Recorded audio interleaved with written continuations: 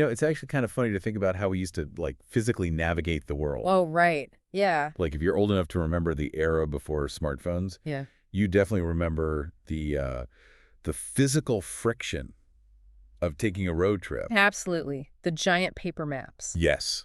You'd go to the gas station, buy one of those massive, totally unwieldy paper maps, and just unfold it over the steering wheel. You'd literally have to trace the route with your finger. Right. And you had to actually recognize the landmarks. You had to understand the topography of where you were going. Exactly. It was this deeply tangible experience. You felt the distance, you know? You did. It was an experience grounded entirely in physical reality. And, I mean, more importantly, it forced you to interact with your actual surroundings. Yeah, you couldn't just tune out. Right. You couldn't just exist in a bubble. You had to relate your physical body to the physical environment around you. It was messy, sure. I mean, you almost always folded the map back up the wrong way. Oh, every single time. But it was real. You were an active participant in your own journey. But then, almost overnight, we were handed these sleek smartphones with GPS. And the map is just gone. Totally gone. The topography is gone. You are now just this passive entity following a glowing blue dot on a screen. Right. Blindly obeying a pleasant synthetic voice telling you to turn left in 400 feet. Even if there happens to be a literal lake right in front of you, Right. we collectively traded this complex, physically rooted world for a completely frictionless, flattened digital line. And we made that trade eagerly. That's the fascinating part to me. It really is. It is the absolute textbook definition of trading a distinct, rooted reality for a streamlined, top-down illusion. I mean, we sacrificed our spatial awareness for sheer efficiency. We didn't want the friction of the map, so we just gave up our understanding of the territory entirely. Exactly. And you, listening to this right now, have probably made that exact trade in a dozen different areas of your life without even realizing it. Oh, absolutely. We all have. And that is exactly what we are exploring today. Welcome to the Morning Roundup. Every day we scour a massive stack of the day's sources to distill the most crucial insights for you. And today's stack is wild. It really is.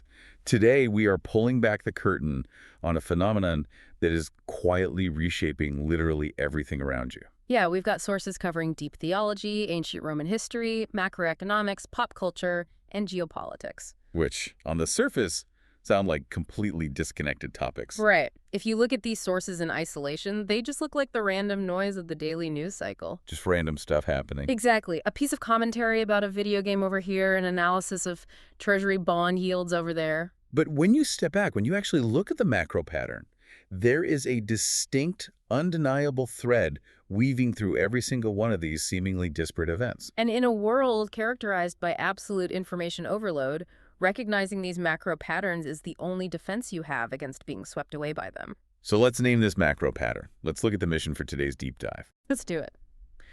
The overarching theme tying all of this source material together is what we are calling the Great Flattening versus the return to the tangible. The Great Flattening. Right. Because across literally every domain of modern human life, our art, our politics, our money, our religion, top-down systems are actively trying to optimize, streamline, and flatten us. They want to turn us into interchangeable nodes in a homogeneous hive mind. Exactly. But simultaneously, and this is where it gets incredibly hopeful, there is a fierce grassroots pushback. People are waking up. They are.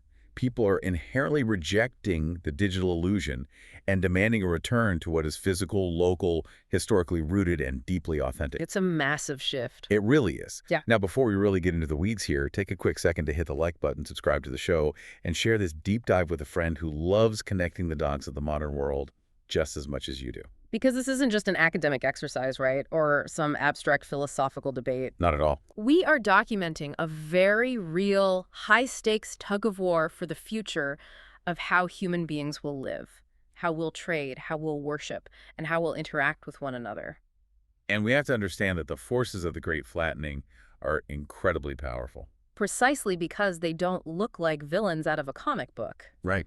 They are driven by the ultimate modern idol, which is optimization. They promise to make your life easier. Optimization. I mean, that word sounds so clinical, so helpful. But let's look at what optimization actually does to culture. It's not pretty. No, it's not. Yeah. This brings us to our first set of sources, looking at what physicists and cultural commentators are calling the enshittification of culture. Yeah, that's a very specific term. It is. Let's start with Sabine Hassenfelder. She's a theoretical physicist, but she recently made this brilliant observation about a concept she calls Gleichschaltung. Right, Gleichschaltung. It's a German term that originally comes from electrical engineering. What does it mean exactly? It translates roughly to streamlining, or being equally switched. In electrical terms, it refers to the process of forcing different chaotic alternating currents to sync up and match a single unified frequency. Okay, so making everything match. Exactly. If a current doesn't match the frequency, the system doesn't work. And Hassenfelder takes this mechanical concept and applies it to our current cultural moment. Oh, wow. Yeah. She points out that visually, structurally, and aesthetically, literally everything in our world is being forced to match the exact same frequency. The visual evidence she provides in the source material is honestly impossible to unsee once you notice it. It really is. Think about corporate logos. If you look at the logos of major tech companies or fashion brands from just like 10 or 15 years ago, they had character. They used weird, quirky fonts. Right. They had drop shadows, unique geometry, distinct color palettes. They were actually trying to stand out. And Today, every single one of them has been flattened into the exact same, completely bland, lowercase sans serif font. It doesn't matter if it's a luxury fashion house or a tech startup, the logo looks identical. And it extends far beyond corporate branding, too. Look at the software you use every day. The websites. Website layouts have all conformed to identical, endlessly scrolling templates. If you open 5 different news websites, you can barely tell them apart without looking at the URL. Wow, yeah. Fast fashion companies now copy the exact same trends in a matter of days. So everyone on the street is wearing slight variations of the exact same outfit. The algorithm basically dictates the optimal layout, the optimal color, the optimal design. And everyone simply falls in line. It even extends to human biology, which is where it gets truly dystopian for me. Yeah, this part is wild. The source brings up the Instagram face. Yeah. If you spend any time on social media, you know exactly what this is. Oh, definitely. It is the standardization of human features through makeup contouring, digital filters, and increasingly, actual plastic surgery. It is a bizarre uniformity. You have millions of people across completely different ethnic backgrounds with completely different natural bone structures, Yeah. all pursuing the exact same highly specific aesthetic, the high cheekbones, the specific lip shape, the cat-eye tilt. It's all the same face. And what Hassenfelder points out, and this is crucial to understand the Great Flattening, is that this uniformity isn't being imposed by some totalitarian dictator. Right, there is no ministry of faces demanding that you look this way. Exactly. It is a flattening we are doing to ourselves through the invisible mechanism of algorithmic optimization. I really want to spend some time on that mechanism, the how and why of this flattening. Sure. Because if nobody is holding a gun to our heads making us do this, why are we doing it? Yeah. You brought up an interesting biological precedent for this when we were reviewing the notes. Right. So in evolutionary biology, there is a well-documented concept called convergent evolution. It is the phenomenon where 2 completely unrelated species end up looking remarkably similar because they are adapting to the exact same environmental pressures. So they evolved to look the same. Right. The classic example is the shark and the dolphin. One is a fish that has been around for hundreds of millions of years. The other is a mammal that returned to the ocean much later. Biologically, they are vastly different. But visually, they both have a torpedo-shaped body, a dorsal fin on top, and pectoral fins on the sides. Because if you want to move quickly through water, physics dictates that there are really only a few optimal shapes. Exactly. The water is the environment, and the environment forces them to converge on the same solution. So how does that apply to us? Culturally, digital algorithms are our new environment. The algorithm acts as the hydrodynamic constraint of our social and economic lives. Oh, wow. That's a great way to put it. Algorithms force creators, corporations, and everyday human beings to optimize for the exact same digital metrics. So, like, if the YouTube algorithm decides that it will only reward videos that have a specific type of high-contrast thumbnail with a person making an exaggerated open-mouthed face, What happens? every single creator, whether they're making a video about quantum physics or baking a cake, starts using that exact same thumbnail. Right. If they don't get views. If they don't get views, they don't get paid. The environment economically punishes deviation. Precisely. The algorithm punishes particularity and it rewards conformity. It's wild. If the Instagram algorithm rewards a specific facial structure with more engagement and likes, human beings who inherently crave social validation will literally alter their physical faces to match that metric. The result is what cultural critics are calling the unbearable blandness of the 2020s. It really is bland. Optimization and efficiency are the ultimate enemies of particularity, beauty, and distinct human expression. They absolutely are. So let me throw an analogy at you to see if this tracks. Go for it. It feels like we are taking a wild, chaotic, old-growth rainforest and deciding to bulldoze the entire thing to plant a perfectly aligned monocrop cornfield. Okay, I like this. Now, if you are the guy driving the harvester, the cornfield is a literal miracle. It is wildly efficient. You can drive a massive combine right through it in a perfectly straight line and extract exactly what you want. Very true. But for the ecosystem itself, it's a total disaster. It is incredibly fragile. A single disease can wipe out the entire crop because there is zero genetic diversity. Right. It is completely devoid of distinct beauty, and honestly, it's just a deeply boring place to exist. That analogy captures the mechanics of the Great Flattening perfectly. You are voluntarily trading resilience, complexity, and diversity for a very specific, singular type of yield. Right. You're prioritizing the ease of the harvester over the health of the soil. Exactly. And we see the consequences of this trade playing out not just in corporate logos or social media thumbnails. In our deepest cultural narratives, our source material from Jonathan Pudgeot explores this through the lens of a new sci-fi series called Pluribus. Oh, yeah, pluribus. Now, Peugeot is a symbolic thinker, and he is very careful to note that this show shouldn't just be viewed as some cheap, surface-level political allegory about the dangers of AI. It's deeper than that. He views it as a deep ontological exploration of the one and the many. The show essentially flips the classic zombie or invasion narrative completely on its head. How so? Well, the premise of Pluribus is deeply unsettling. It features a virus that absorbs human beings into a global, unified hive mind. Okay. But unlike the Borg in Star Trek, this hive mind isn't violently assimilating people against their will. Really? Yeah, the people who join the hive mind actually experience a profound sense of peace. All of their individual anxieties, their loneliness, their local conflicts, it all vanishes into this warm, optimized collective consciousness. Wow, so it presents the allure of the Great Flattening. Exactly. And Peugeot highlights this incredibly powerful storyline involving a character named Cusimayo. Yes. She is a villager living in the high Andes of Peru. And for some genetic reason, she is immune to the virus. She cannot be absorbed. So she's the outlier. Right. The rest of her village has already joined the hive mind. But the hive mind realizes that Cusimayo would go completely insane if she were left totally alone. So what do? The collective actually uses the bodies of her former friends and family to simulate her old village life. That is so creepy. I know. They act out the daily routines of a Peruvian village, just to maintain the illusion of particularity for her sake. But the psychological toll of knowing it's just a simulation is too much for her, right? Exactly. Cusimayo is driven by an innate, deeply human desire to truly reunite with her family. She doesn't want to be the sole, isolated individual outside the collective. Makes sense. So she searches for a way to override her immunity, and eventually she voluntarily surrenders. She chooses to join the global hive mind.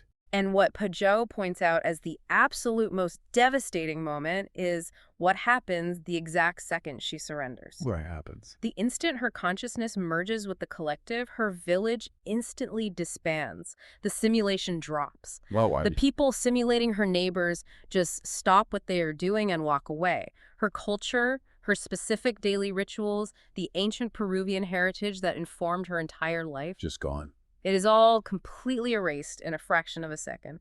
She gets the unity she wanted, but the cost is her entire identity. It is the ultimate tragedy of homogenization.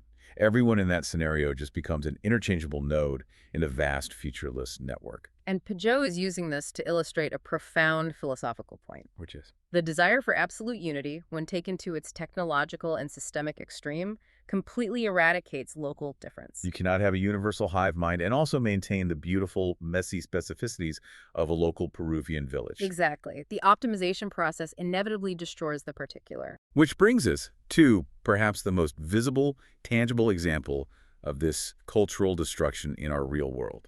Oh, the Star Wars thing. The ultimate pop culture tragedy of our time. the death of the Star Wars franchise. It really is a tragedy. Our sources, including commentary from Matt Walsh, lay this out with brutal clarity. Think back to 1999. If you were around for the release of The Phantom Menace, you remember that it wasn't just a movie release. It was a global monoculture event. Exactly. The source points out a hilarious, but totally true phenomenon.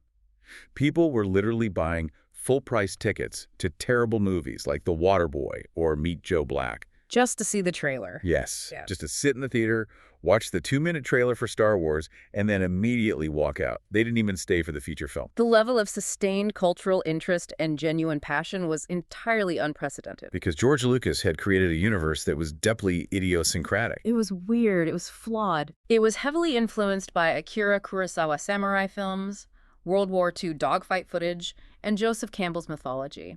It was the product of a singular, highly specific creative vision. Now contrast that 1999 energy with today. It's night and day. Fast forward to the recent theatrical releases in the upcoming Mandalorian and Grogu movie. The source highlights photos of midnight premiere screenings for recent Disney Star Wars projects where there is exactly one guy sitting in a massive empty theater. Ouch. The cultural footprint has completely evaporated. The reviewers are calling these new projects utterly devoid of thrills, surprises, or challenges. So, mechanically, what actually happened? How do you kill something that massive? How do you do it? You kill it by trying to optimize it. Oh. When Disney purchased the franchise, they replaced organic, single-artist storytelling with an algorithmic, boardroom-driven corporate formula. Right. They looked at Star Wars not as a mythology to be cultivated, but as a content farm to be optimized for maximum quarterly engagement. They applied the Gleichschaltung? Exactly. They tried to force the chaotic currents of George Lucas's imagination into a unified, predictable corporate frequency. They set up committees to ensure the franchise hit specific algorithmic quadrants. Right. They tried to engineer the stories to appeal equally to every possible demographic, heavily relying on focus groups and data metrics to dictate the plot. But this raises a fundamental question about the nature of art itself. What's that? True art, the kind that actually resonates across generations, cannot be generated by a committee trying to maximize brand recognition. No, it can't. Because when you try to optimize a story to appeal to absolutely everyone, and you try to perfectly represent an arbitrary checklist of corporate metrics, you sand down all the rough edges. You remove the friction. And in doing so, you end up appealing to absolutely no one. Mm-hmm. You create a soulless, frictionless product that completely lacks the vital spark of a singular creative vision. That's spot on. Okay, but let me push back on you here, just to play devil's advocate. If you look at the Great Flattening from a purely utilitarian standpoint, isn't it logical? How so? I mean, algorithms find the most efficient path to engagement. Standardized corporate logos are easier to read on a mobile screen. True. If Disney's data showed that certain plot points retained viewers longer, why wouldn't they use them? Aren't we just fighting gravity by resisting this? It's a fair question. Maybe a monocrop cornfield is just the harsh, necessary future required to feed 8 billion people, and we just need to get over our nostalgia for the messy rainforest. That right there is the core temptation of the Great Flattening. It always comes dressed as logic. Right. It promises safety, predictability, and efficiency. And on a micro level, it often works. It is easier to read a sans serif font on an iPhone. Exactly. But here's the critical distinction. While the cultural flattening we see in corporate logos or bad Star Wars movies feels like an accidental, almost innocent byproduct of algorithms just trying to be helpful, the political and technological flattening of society is something entirely different. It is a very deliberate mechanism of control. So the monocrop cornfield isn't designed to benefit the corn. Precisely. It is designed to benefit the harvester. Wow. The systems being built right now are not meant to empower the individual nodes. They are meant to extract value from them as efficiently as possible.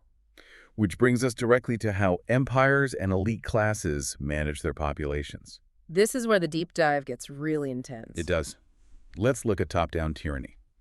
I really want to trace this line, this mechanical process of extraction, from modern tech billionaires through 20th century communism all the way back to the Roman Empire. Because the playbook hasn't changed in 2,000 years. Not at all. Yeah. We'll start with the tech elites.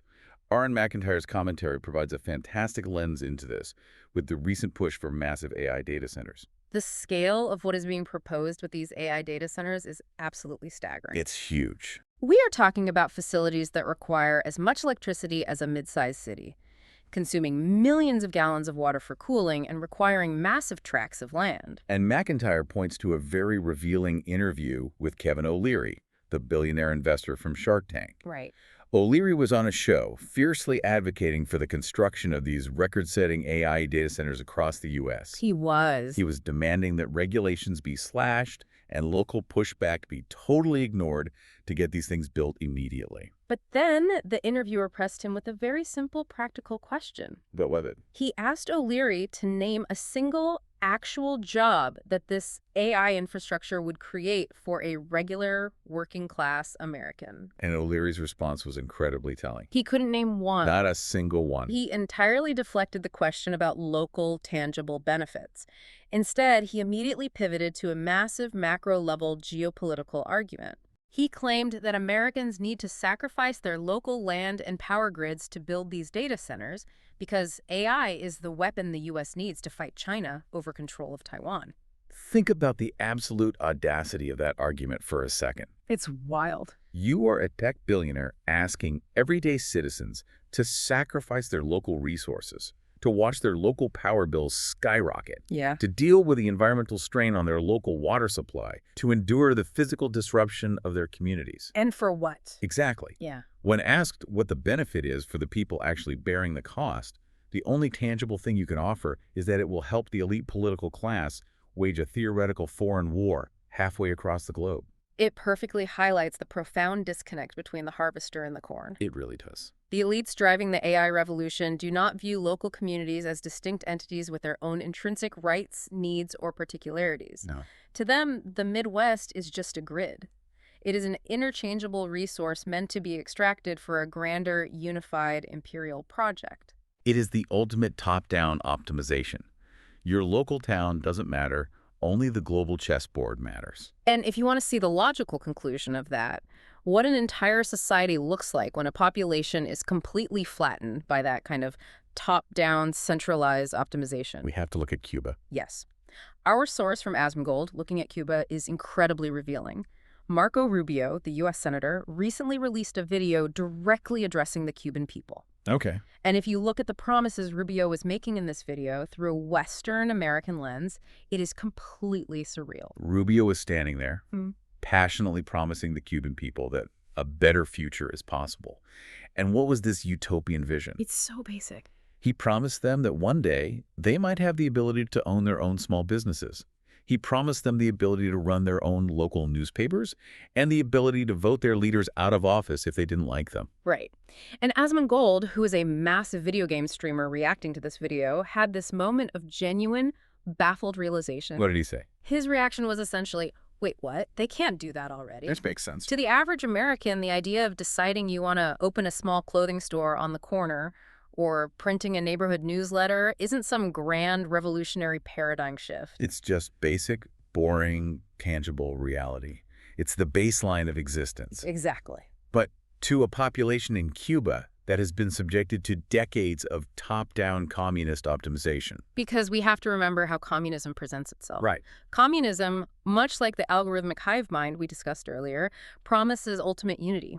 It promises that if you just surrender your individual property rights and your local autonomy to the central state, Then what? the state will optimize the economy for perfect equality, but what it actually delivers is a flattened desert. It systematically removes all particularity. It destroys the ability of an individual to build something distinct, local, and generative. The state becomes the sole harvester, and the citizens become entirely dependent on the state's central planning. And this tactic, this strategy of elites flattening local populations, stripping them of autonomy, and extracting their resources under the guise of unity or progress. It's not a modern invention. Not at all. If we are going to truly connect the dots, we have to look at antiquity. The sources from Paul Vanderklay reviewing the historian Barry Strauss's book, Jews versus Rome, provide the ultimate, brutal, historical precedent for the Great Flattening. To understand the gravity of this, we need to look specifically at the Bar Kokhba revolt. Which was when? This took place around 132 AD. This wasn't just a military skirmish over taxes. It was a fundamental clash of worldviews. Okay. It was the ultimate battle between local, rooted particularity and global, imperial homogenization. Let's set the stage here. On one side, you have Simon Bar Kokhba. Right. He is a Jewish military leader, but more importantly, he is a man deeply rooted in his specific tradition. He is observing the ancient commandments of Judaism. He worships the one unseen God of Israel. Exactly. He is fighting desperately for the specific, tangible reality of his people, his ancestors, and his physical land. He wants to rebuild the temple in Jerusalem that the Romans had destroyed 60 years earlier. His entire existence is tied to local historical particularity. And on the exact opposite side of the spectrum, you have the Roman Emperor Hadrian. Hadrian is a fascinating figure. Tell us about him. He was a cosmopolitan intellectual, a lover of Greek culture. He viewed himself not just as a ruler, but quite literally as the son of a god. Oh, wow. He traveled extensively across the empire and saw himself as a great unifier, a man of peace. But as Barry Strauss explicitly notes in his book, it was peace, Romy style. In peace, Roman style meant something very specific mechanically. What do you mean? It meant peace enforced by the brutal occupation of foreign legions. It meant peace financed by humiliating, crushing taxes on the local populations. Right. And it meant peace presided over by foreign deities imposed on the locals. Hadrian's goal was to impose a homogeneous, flattened imperial culture over a deeply distinct, historically rooted people who completely refused to assimilate. The contrast in their monuments tells the whole story, really. How so? Bar Kokhba is fighting and dying in the dirt of Judea to rebuild a very specific temple to honor his distinct tradition. Meanwhile, over in Rome, Hadrian is busy building the Pantheon. Which is a massive architectural marvel. It is, but its theological purpose was the ultimate expression of the Great Flattening. It was a shrine dedicated to literally all the gods. It's the ultimate ancient version of all ideas are equal, all religions are valid, just as long as Rome is the one in charge of the building. Exactly. It's imperial pluralism used as a mechanism of control. Hadrian even built a new city in Egypt dedicated to his deceased teenage lover, Antinous, and then officially proclaimed the boy a god, demanding the empire worship him. Imagine being a deeply monotheistic Jew in Judea and being told by Rome that you now have to pretend the emperor's dead boyfriend is a deity. The friction was inevitable. It absolutely was. And when Bar Kokhba's rebellion finally erupted, it was incredibly successful at first. They inflicted massive casualties on the Roman legions. But Rome's response to this local resistance... This refusal to be absorbed into the imperial hive mind. Right. Rome's response was absolute, extreme pacification. Hadrian brought in his most ruthless general from Britain and waged a war of total annihilation. They destroyed hundreds of villages and killed hundreds of thousands of people. But the physical killing wasn't even the most insidious part of the flattening. No, it was what came after. It was what Rome did after the war to erase the memory of the people. They fundamentally tried to delete the Jewish identity from reality. What did they do?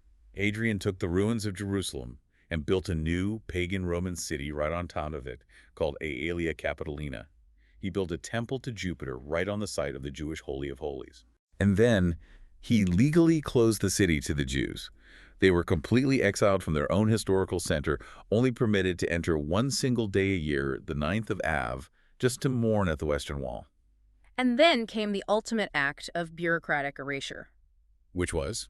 Hadrian officially changed the name of the province. For centuries, it had been Judea, the land of the Jews. Hadrian legally renamed it Syria Palestina. Referencing the Philistines. So yes, the ancient enemies of the Israelites. Our source explicitly notes that while Rome had changed the names of other provinces before for administrative reasons, this was the only known case in Roman history where an entire region was renamed specifically to punish a rebellion and airbrush a distinct group of people completely off the historical map. They literally deleted the name of the people from the land. They did. And to add insult to injury, what did the Romans do with the physical wealth they extracted from Judea during these conflicts? Oh, this part is dark. The source notes that decades earlier, after the first Jewish revolt, Emperor Vespasian took the looted treasures from the temple in Jerusalem, the golden menorah, the sacred vessels. And transported them to Rome. Yes. And where did he put them? He placed them in a massive new complex he built, which he officially named the Temple of Peace. Think about the profound psychological warfare of that naming convention. It's twisted. It was a massive imperial museum filled entirely with blood-soaked war booty and stolen cultural artifacts from around the conquered world. And Rome calls it the Temple of Peace. Calling a building filled with the stolen sacred wealth of a decimated people the Temple of Peace feels like something straight out of George Orwell's 1984. It really does. And almost too on the nose for a dystopian novel. But it perfectly embodies the famous, chilling quote from the Roman historian Tacitus, who is writing about Rome's extreme pacification strategy in Britain. What did he write? Tacitus wrote, "They make a desert and call it peace." Wow. That, right there, is the ultimate goal of the Great Flattening, whether it is in 132 AD or today. Strip the local population of their resources. Erase their distinct identity, rewrite their history, and enforce a homogeneous silent void. And then tell the survivors to be grateful for the peace that solely benefits the ruling class. Okay, let's tie this back to the present. Because looking at this history, aren't modern tech billionaires basically just modern-day Hadrians? It's a striking parallel. Think about it. They build these massive digital monuments to themselves. These global social media platforms and AI networks that claim to be about connecting the world and fostering digital peace and global community. Right. But in mechanical reality, they're just harvesting the data, the wealth, and distinct identities of local communities, storing all that stolen value in their massive server farm, temples of peace, and calling this massive extraction progress. That is an incredibly perceptive parallel. The aesthetics of the empire have certainly changed. Sure. We traded marble columns for silicon chips, but the underlying mechanism of extraction remains identical. It does. And it is vital for us to recognize that this extraction isn't just cultural or digital or historical. No. The most direct, immediate way an empire extracts value from a flattened population is by extracting their physical wealth. And how do they do that? They do this by flattening the money itself. The economic reality is where this top-down control stops being philosophical and becomes painfully tangible for the average person trying to buy groceries. Which is the perfect transition to the next layer of this deep dive. Let's look at the tangible resistance, specifically regarding gold and grounded economics. Yes. Because if you want to understand how the harvester operates, you have to look at the math. Let's look at the actual number. Yes, it's technical, but it's important. Our source from Heresy Financial breaks down an absolutely wild milestone that recently occurred in the U.S. bond market. What happened? The U.S. Treasury recently auctioned off a new batch of 30-year bonds, and the yield closed at over 5%. Now, to put that in context, the last time a 30-year Treasury auction went over that 5% mark was in 2007. Right before the entire global financial system melted down. Exactly. But wait, let me get this straight. To truly understand why a 5% yield is such a massive red flag, we need to clearly explain the actual mechanics of how a Treasury auction works. How does the government actually fund its debt? Let's break it down simply. The U.S. government operates at a massive deficit. Meaning they spend trillions of dollars more than they collect in taxes. Right. To cover that gap, they have to borrow money. They do this by issuing treasury bonds, which are essentially government IOUs. Okay. They say, give us cash today, and we promise to pay you back in 30 years, plus a certain percentage of interest. Yeah. When they need this cash, they hold an auction. And in this auction, there are two types of bids, non-competitive and competitive. Correct. Yeah. Let's say you, as an individual retail investor, want to buy a government bond for your retirement account. You would submit a non-competitive bid. What does that mean? You are basically telling the government, I want to buy $10,000 worth of bonds, and I will just accept whatever the final average interest rate turns out to be. You are at the mercy of the market. And the government likes that. The government loves non-competitive bids because it represents guaranteed funding. They hope they can fund most of their debt this way. But the government's debt is so astronomically huge. I mean, they were trying to borrow over $25 billion in this specific 30-year auction. Mom-and-pop non-competitive bids don't even come close to covering it. Right. So they have to turn to the competitive bids. Yeah. These are the major players, the massive financial institutions, the hedge funds, the primary dealer banks. And these banks don't just blindly hand over cash. No. They essentially tell the government, we will lend you these billions, but only if we get a specific high interest rate that makes it worth our risk. So a literal auction happens, but it climbs upward based on the interest rate, not the price. Explain that. The government lines up all these massive bank bids from the lowest interest rate requested to the highest. They start taking the money from the lowest bidder. Okay. A bank says, I'll lend you money for a 4.8% return. The government takes it. But they still need more money. So they keep going down the line. The next bank says, I want 4.9%. The government has to take it. They keep moving down the line, accepting higher and higher yields until they finally reach the total $25 billion they needed to borrow. And here's the kicker. Whatever that final highest accepted rate is at the end of the line. Which, in this specific auction, it hit 5.046%. That becomes the yield that everyone gets for that specific bond issue, even the non-competitive bidders. Exactly. But why does this high yield matter? Why is 5% a disaster? Yeah, why?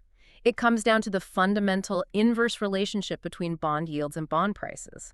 When the yield on new bonds rises, the market value of older bonds plummets. Let's use an analogy to make this mechanical reality clear. Imagine you bought a rental house 3 years ago for $300,000, and it pays you $1,000 a month in rent. That's a decent, steady investment. Right. But suddenly the housing market changes, and next door a brand new house is built. And that new house only costs $300,000, but it guarantees $2,000 a month in rent. Oh, wow. Now, what happens if you try to sell your older house? Nobody is going to pay you the full $300,000 for your house that only yields $1,000 when they can buy the new one right next door that yields double. Exactly. The underlying value of your asset crashes because the new yield is so much more attractive. That is exactly what is happening in the global banking system right now. It is. Banks are sitting on trillions of dollars of old U.S. Treasury bonds that they bought a few years ago when interest rates were artificially suppressed at 1% or 2%. And now, Now that the government is forced to issue new bonds at 5% just to find buyers, those old 1% bonds are essentially toxic assets. Their market value is deeply underwater. This exact mechanical failure, holding low-yield bonds in a high-yield environment, is precisely what caused the collapse of Silicon Valley Bank back in 2023. So the government is trapped in a death spiral. They really are. Their existing debt is getting exponentially more expensive to service because interest rates are high, but they refuse to stop deficit spending. They just keep borrowing more. Yes. So if the market is starting to choke on this debt, what is the government's escape hatch? What is the rabbit in the hat that our source predicts they will use to avoid a catastrophic default? The source predicts that when the government can no longer find organic buyers for their debt at reasonable rates, they will simply change the rules of the game. How so? They will resort to deregulating the banks, specifically to force them to buy more government debt. The primary mechanism for this is removing a banking regulation known as the Supplementary Leverage Ratio, or the SLR. What exactly is the SLR? Following the 2008 financial crisis, regulators realized banks were taking on far too much risk, so they instituted the SLR, which is basically a strict capital requirement. Meaning they have to hold money in reserve. Right. It mandates that for every dollar of assets a bank holds, including so-called safe assets like U.S. Treasuries, the bank must hold a certain percentage of actual liquid capital in reserve. It puts a hard mathematical feeling on how much debt a bank can gorge itself on. Exactly. But the government temporarily suspended this rule during the panic of 2020. Wait, really? Yes. In 2020, the government needed to borrow trillions instantly. So the Federal Reserve temporarily exempted U.S. Treasuries from the SLR calculation. So they just changed the rules. They essentially told the banks, you can buy as much of our government debt as you want and you don't have to hold any capital in reserve against it.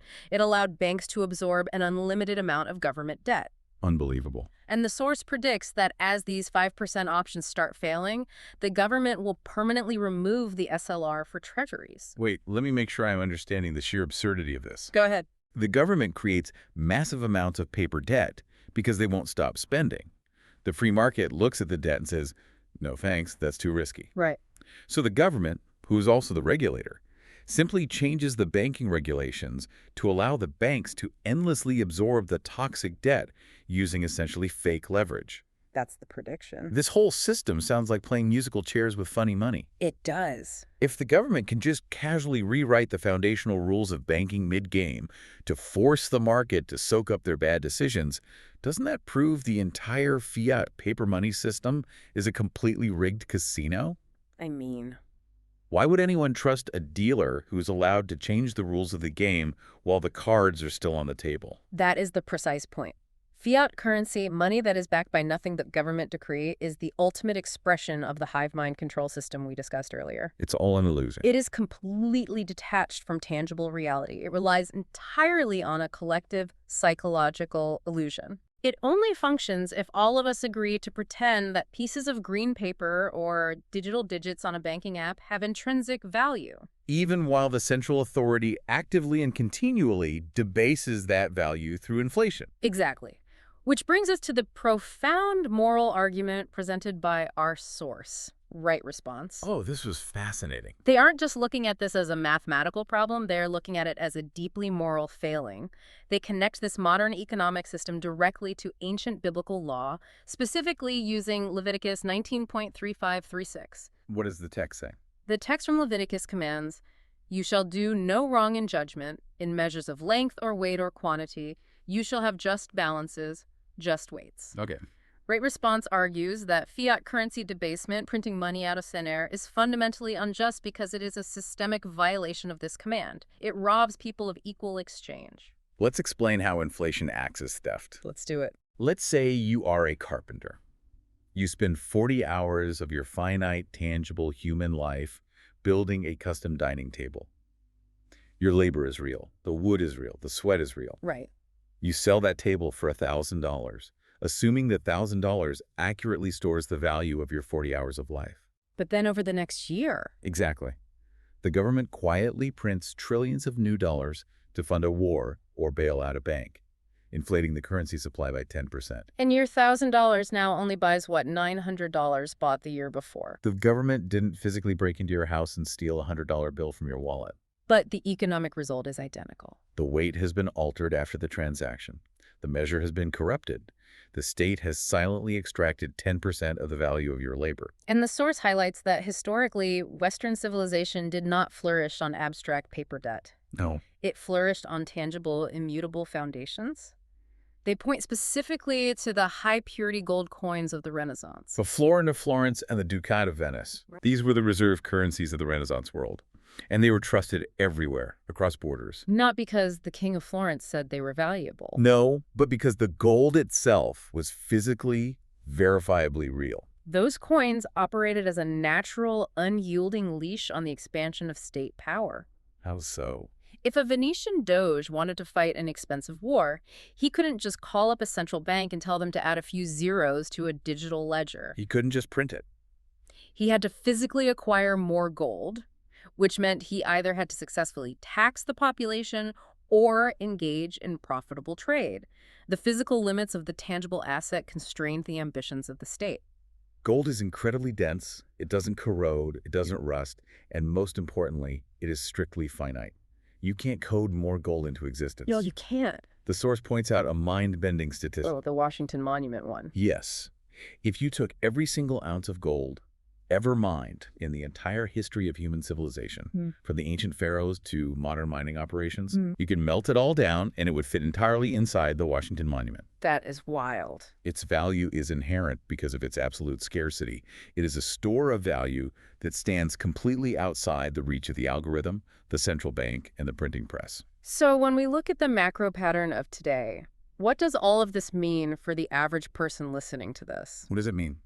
It means we are witnessing a massive organic societal pivot. People are waking up to the reality of the rigged fiat casino, and they are actively rejecting the digital illusions. Tangible resistance. Yes. The source outlines a rapidly growing trend of people fundamentally returning to the tangible across all sectors of life. We are seeing it everywhere. Look at the workforce. True.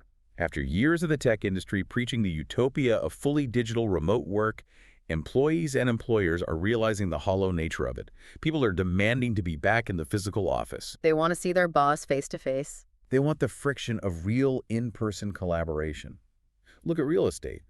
People are realizing that owning a digital deed to a 10-story condo in the sky that can be heavily regulated by a corrupt HOA isn't true ownership. So they're cashing out and buying physical dirt. They want acreage. They want land they can walk on and cultivate. And we see it profoundly in religious communities, too. Oh, absolutely. People are abandoning the digital megachurches.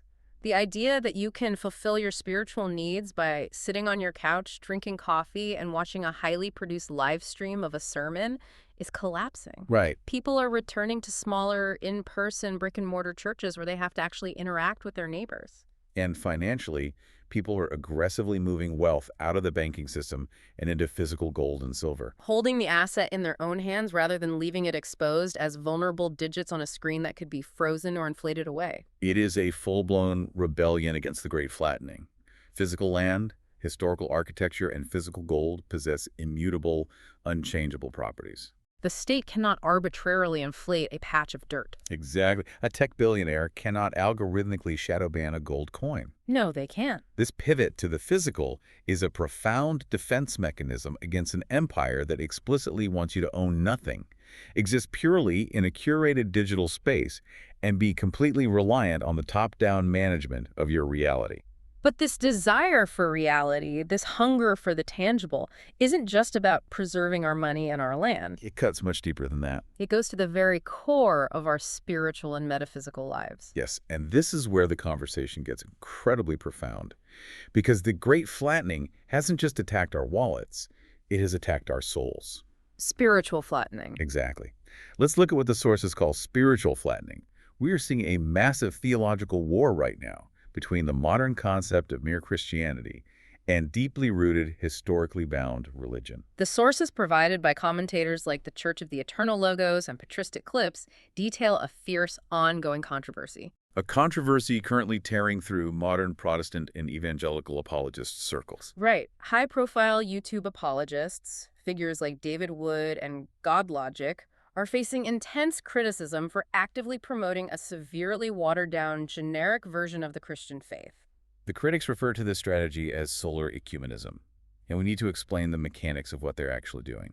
Okay. These apologists have decided that their primary overarching mission is to debate and defeat Islam in the public square. And to do that, they feel they need to build the largest possible coalition of allies. Right. So to build this massive tent, they're willing to completely flatten out all the distinct, historically difficult, or dividing dogmas of the Christian faith. They strip away the complex theology until all that is left is a mere vibes approach. Exactly. As long as you vaguely claim to love Jesus in your heart, they argue that the actual rigid theological boundaries don't matter. It's the spiritual equivalent of the corporate logo flattening we discussed earlier. That's a great comparison.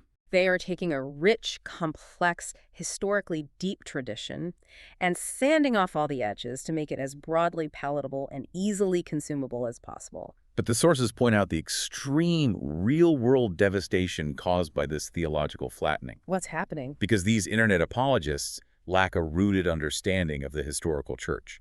Because they view faith merely as a set of debate talking points rather than an embodied historical reality.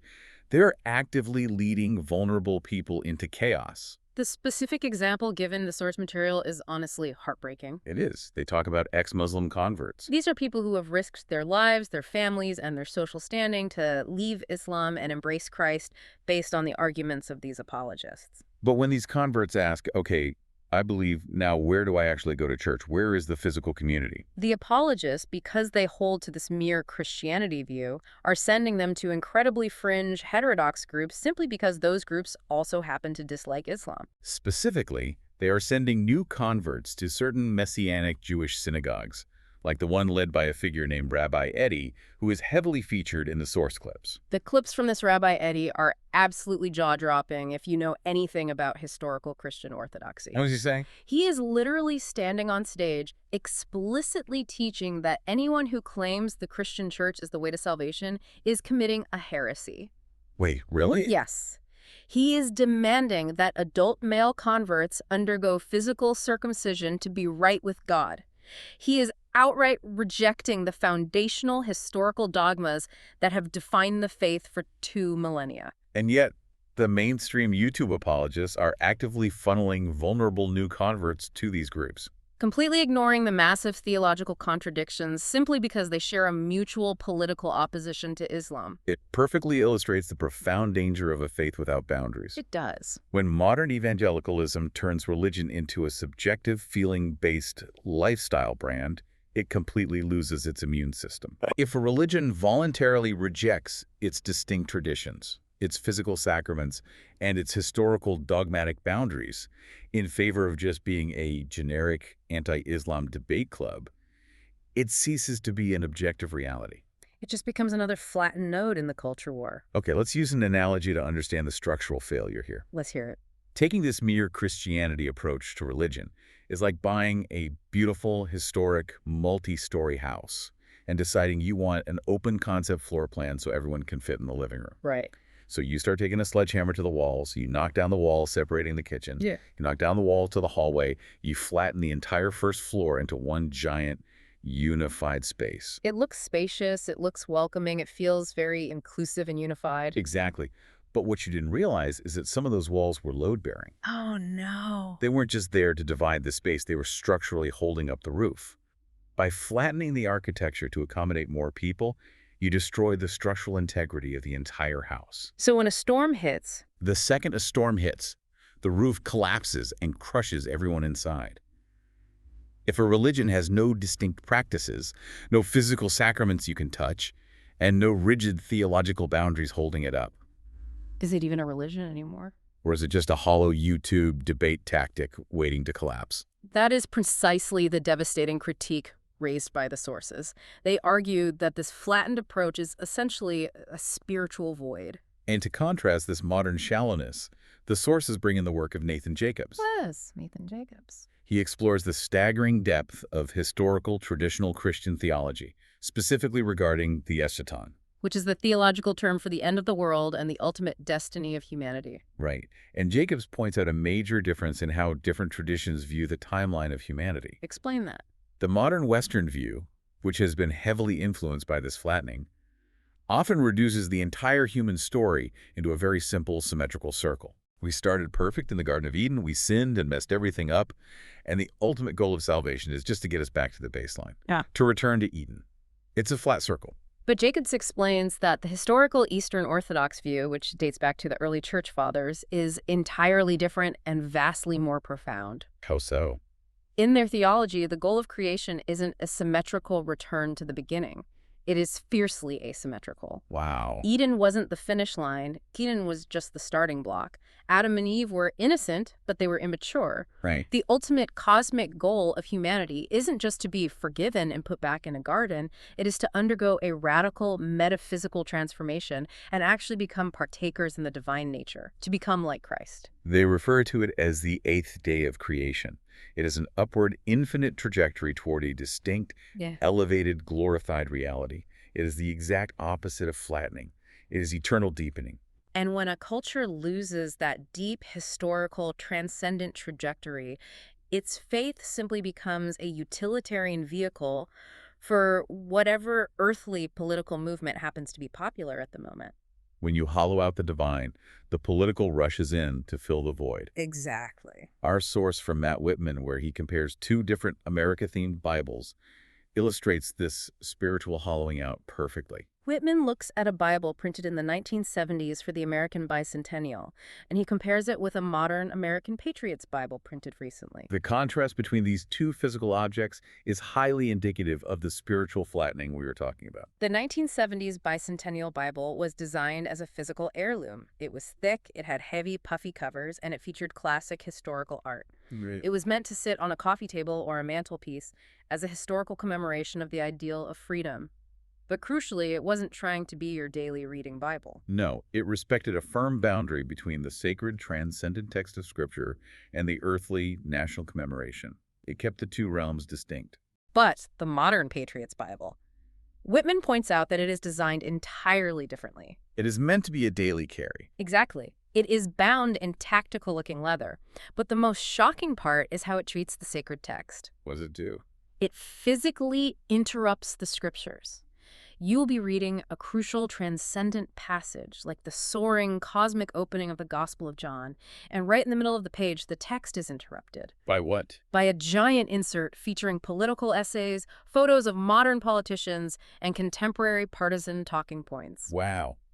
It takes the infinite, unyielding reality of the divine and violently flattens it down into a cheap tool to serve a temporary, modern political identity. It is the religious equivalent of the Instagram face. Yes. It strips away the awe, the boundary, and the historical depth and replaces it with an optimized, politically branded product designed to trigger a specific, predictable consumer response from a specific voting bloc. And as we know from history, nature absolutely abhors a vacuum. When Western cultures and Western religions hollow themselves out into this flattened, rule-free, structural mush, they lose all ability to defend themselves. They do. When you tear down the load-bearing walls of your own civilization, you become incredibly vulnerable to groups that do maintain fierce, uncompromising, rigid identities. Which brings us to our final and frankly our most intense segment of this deep dive. The clash of absolute identities. This is where the macro pattern of the Great Flattening faces its ultimate existential crisis. We need to examine the sources regarding groups who entirely fundamentally reject the premise of becoming interchangeable nodes in a global liberal hive mind. Right. We are looking at the arguments presented by commentators like Calvin Robinson and Larry Taunton regarding what they term the silent jihad. Now, it is extremely important to note how we are approaching this. Whether you passionately agree with Robinson and Taunton, or whether you fundamentally oppose their worldview, their analysis of this cultural collision provides a crucial lens. A lens into how absolute identities operate when they slam into a flattened system. Right. They argue that Western society completely and fundamentally misunderstands the nature of Islam. Their core argument is that Orthodox Islam, and they are careful to specify that they are not just talking about fringe, violent, radicalized splinter group. No, they mean the faithful, historical Orthodox core of the religion itself. Exactly. They argue that it is inherently and unapologetically expansionist. They argue that the theology inherently seeks cultural and legal domination, aiming for the eventual establishment of a global caliphate. However, they argue that the primary strategy currently being utilized in the West is an outright military war. It is a strategy of demographic, political, and cultural takeover. And they levy a devastating critique against what they call a feminized, nice Western Christianity and Western liberalism. The sources argue that modern Western leaders, who have fully bought into the Great Flattening and believe everyone secretly just wants to be a peaceful, unrooted global consumer, foolishly believe they can just sit down at a conference table and reason with a system that explicitly rejects the very foundational concepts of Western liberalism. It goes back to your melting pot analogy. How so? Liberalism built this massive global melting pot.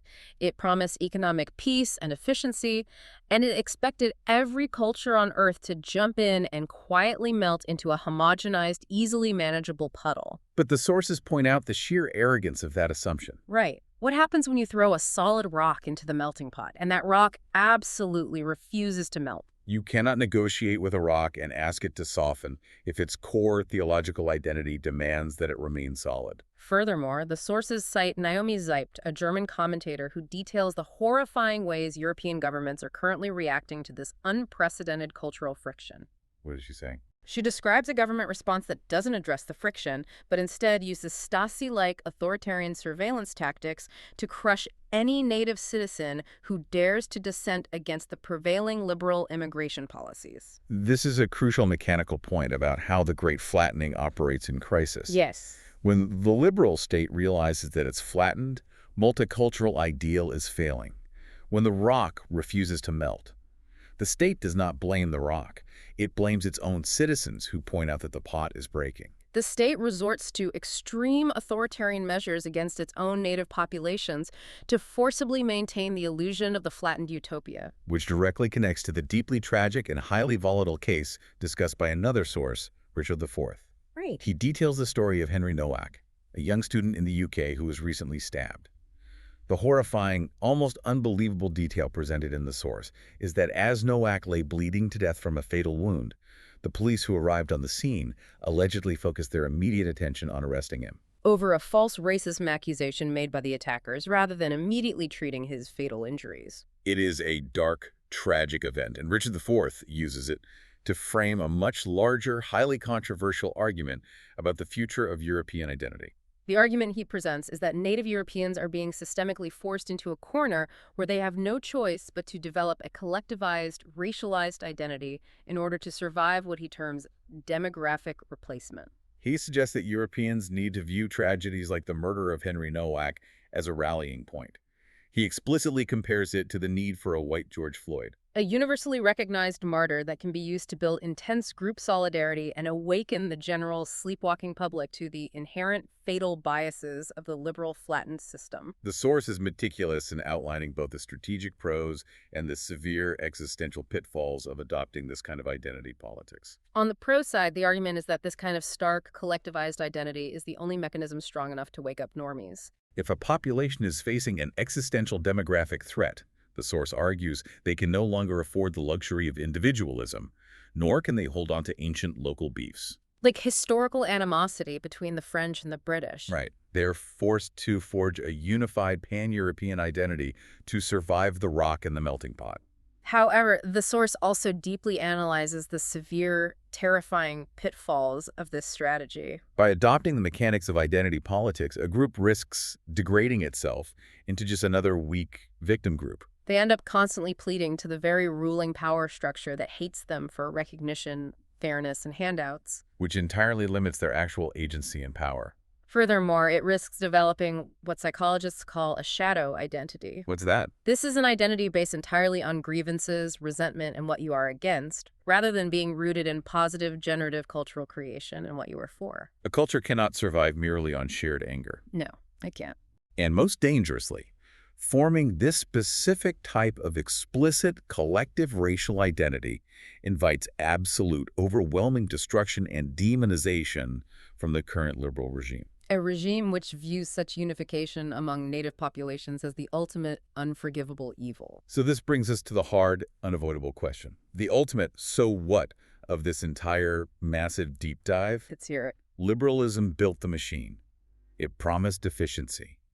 But is the ultimate fatal weakness of this modern flattening that it relies entirely on everyone on Earth agreeing to play a game that half the world has absolutely no interest in playing? That is the fatal flaw of the entire globalist project. The liberal algorithmic system has zero defense mechanisms for encountering groups who possess absolute identities. Right. Whether they are Islamic traditionalists with a fierce, unyielding religious worldview, or emerging European collectivists forging a new, hardened group solidarity out of desperation. These groups absolutely refuse to surrender their distinct identities to the hive mind. The system assumes, wrongly, that deep down, everyone just wants to be a comfortable, unrooted, global citizen consuming content. Exactly. When faced with people who are willing to fight and die for an absolute particular identity, the flattened system completely short-circuits.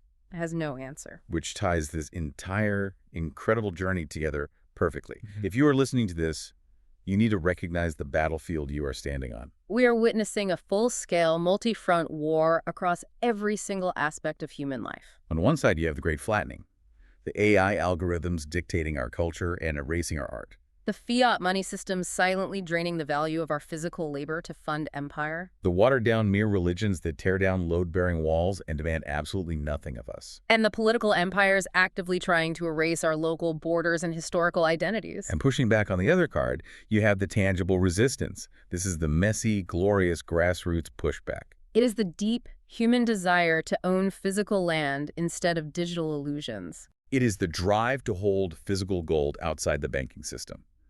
It is the return to worshiping in historic brick-and-mortar communities that maintain deep, unyielding theological boundaries. And it is the rise of absolute identities that look at the algorithmic machine and completely refuse to be assimilated. So what does this mean for you, the listener? We never want to leave you with just theory. We want to give you actionable steps, practical homework based on the mechanics we've uncovered today. First, take a hard, honest look at your own daily habits and evaluate. Where are you blindly consuming the frictionless slop of the hive mind? Challenge yourself to introduce friction back into your life. Step outside the algorithmic feed. Go to a physical bookstore and buy a physical paper book by an unknown author, instead of relying on a digital download perfectly curated for you by a machine that just wants to retain your attention. Second, seriously investigate tangible assets. Look into mechanical ways to protect your family's financial future from the fiat casino that changes the rules mid-game. Whether that means securing physical gold, buying a plot of land, or investing in local physical community infrastructure like tools or local businesses. Ensure that the stored value of your labor is kept in something the state cannot arbitrarily inflate away with a keystroke. And finally, Refuse to apologize for your distinct historical beliefs just to fit in with the flattened crowd. Do not let your specific culture, your rigid faith, or your local community be sanded down and erased just because it's more efficient or polite for the global system. Build the load-bearing walls back up. Because ultimately, you have to remember what the machine wants. The goal of the algorithm is to make you entirely predictable. The goal of the empire is to make you entirely dependent. Rejecting that predictability and refusing that dependence is the very core of the resistance, which leaves us with the lingering, provocative thought for you to chew on as you go about the rest of your day. We look at all these massive global forces, AI data centers, Roman emperors, global finance, and it's so easy to feel powerless. But what if the greatest, most effective act of rebellion in the 21st century isn't some massive, violent political revolution? What if true resistance is simply logging off your phone, buying a coin made of solid gold, and planting a physical, messy garden in your local community? A garden that the algorithm cannot track, cannot optimize, and cannot monetize. What if the map you actually need to navigate the future isn't a glowing blue dot on a screen, but the dirt under your feet and the unbroken history of your ancestors? Exactly. We've come full circle. Don't let the GPS drive you off a cliff just because the synthetic voice sounds pleasant. Look up at the real world. Feel the friction. Embrace the particularity. We highly encourage you to check out all the original sources linked in the description below to go deeper on your own. There is so much more to explore in the mechanics of each of these topics. And please, if this deep dive brought you value, remember to like, subscribe, and share this show with someone who needs to hear it to help us spread the word. Thank you so much for joining us today on the Morning Roundup. Stay grounded, stay fiercely curious, and we will catch you on the next one.